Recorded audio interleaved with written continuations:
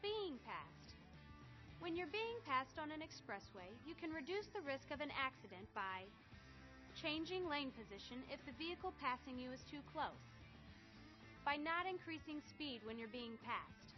Speeding up only makes other drivers angry. And by adjusting your speed after you're passed. You want to create that 4-second following distance and re-establish adequate space around your vehicle. Here are a few more things you should watch for on an expressway. Something you should never do on an expressway is cross several lanes at once. You're just asking to cause a major accident if you do that. While passing on the right is illegal on some state roadways, it's legal on most. So always be aware that drivers may be passing you on the right. When on an expressway, you should also be aware that drivers of large trucks have a few large blind spots. These are called no zones. If you are driving close to a truck, you should avoid these zones. Because the driver can't see you, they might unknowingly perform an action that could lead to a serious accident. Remember, if you can't see the mirrors of the truck, the driver can't see you. Well, just like when you're driving anywhere else, you need to drive defensively on the expressway. You just never know. Whoa! What? Relax, Dad. I saw the car. Oh, he just came out of nowhere, Adam. I'm sorry. I guess I overreacted. There it was, Dad employing the mom brake and clothesline combo. Sometimes things happen so quickly that parents can't avoid a reaction like that. Parents shouldn't make a habit of it, but students shouldn't take it as a criticism either. You never know when bad drivers are about to make a mistake. As long as you are paying attention to the road and vehicles all around you, you will prevent a great deal of accidents potentially caused by these bad drivers. That car's bumper is smashed. Put your hand back on the wheel and focus on the road ahead. Aren't I supposed to be aware of everything around me? Yes, but you were rubbernecking and you took your eyes off the road. Don't stare at someone else's accident. It's none of your business, and it's not safe. Dad's right about that. Staring at something on the side of the road, like an accident, is extremely dangerous, especially on expressways. When you're traveling 70 miles per hour, you drive over 200 feet in just 2 seconds. A lot can happen in 200 feet.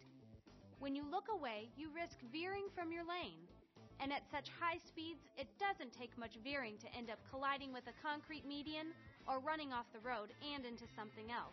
At 70 miles per hour, the force of impact with any object could be deadly. So keep your eyes on the road ahead.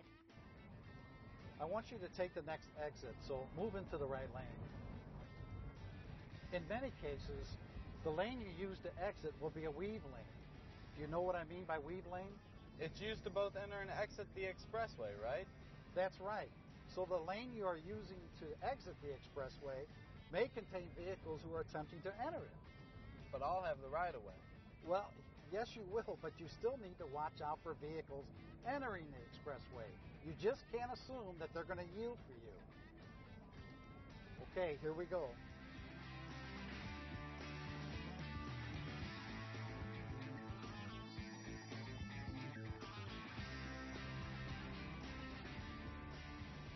Great job, Adam. Just as you did while entering the expressway, you had to slow down considerably on the exit ramp to combat the sharp curves. Where are we going now? We're going to go to the park to meet your sister.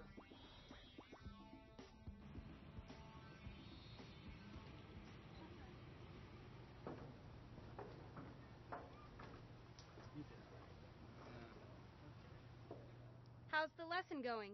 It was going well until I had to stop for a picnic with you. Oh, it was time for a break, Adam. Driving for extended periods of time isn't good for anyone. Dad's right. Highway hypnosis and falling asleep at the wheel are just as dangerous as driving drunk. Highway hypnosis? Highway hypnosis is a drowsy condition that results from concentrating on the road for long periods of time. It causes you to become temporarily hypnotized and lose track of where your vehicle is going. It takes less than a second of dropped concentration to cause a serious crash. The same can happen with falling asleep at the wheel. I've interviewed 2 people about their experiences with drowsy driving.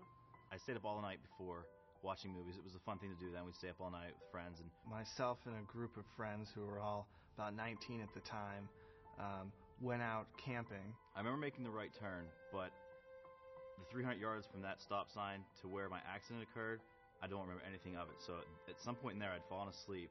On the way back, the guy driving the car that I was in fell asleep at the wheel on the highway. And ended up waking up to hearing my friends scream my name and glass coming through the windshield. When he awoke, he was heading towards a pole on the side of the road. I couldn't get out my door. I was up against the telephone pole. There was a fence post that came through my windshield. He turned the wheel so far that the car, sort of turned, skidded, and just flipped over. The fence post had caught her ear, and I saw her bleeding.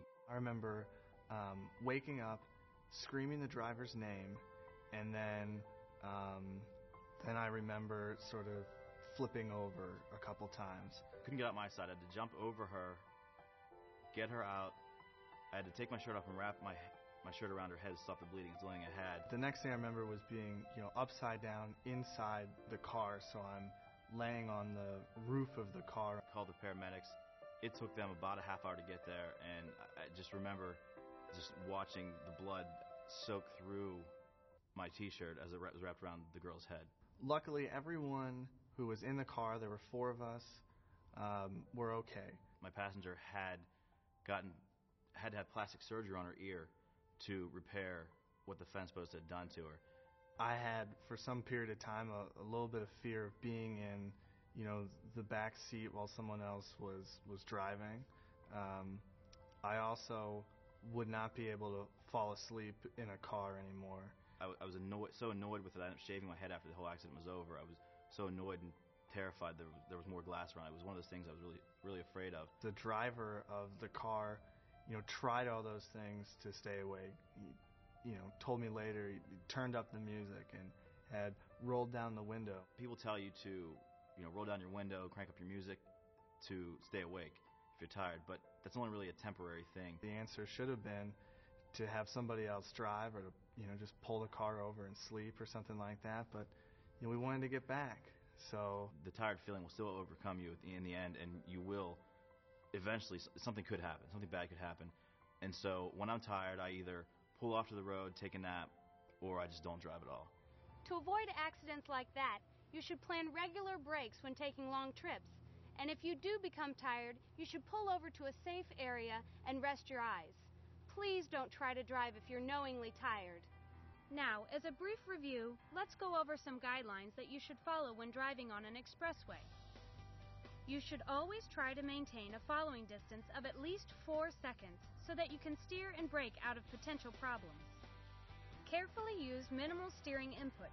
Excessive or abrupt steering can lead to total loss of control of your vehicle. When changing lanes, move only one lane at a time. Moving through multiple lanes in a hurry greatly increases your chance of causing an accident. If it's safe to do so, be courteous and move over a lane in order to allow drivers entering the expressway to merge easily. You want to keep up with the flow of traffic on expressways. If traffic is moving at 70 miles per hour, driving at 50 miles per hour is not safe and could cause serious accidents.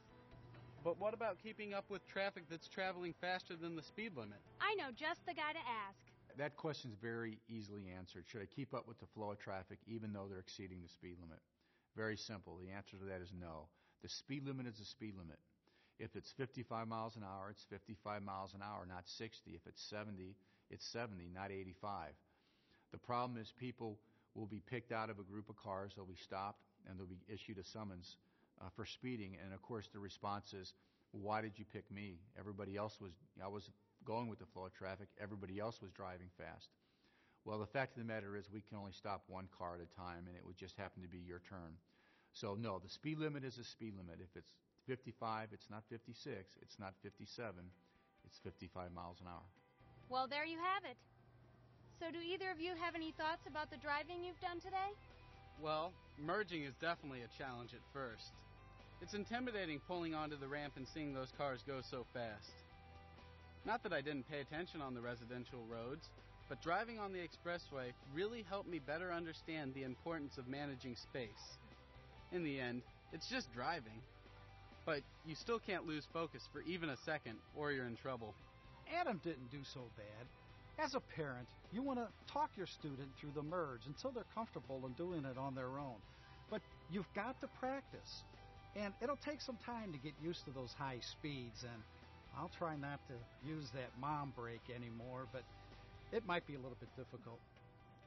It sounds like Adam's getting the hang of driving on the expressway, and you will too, as long as you practice on a regular basis.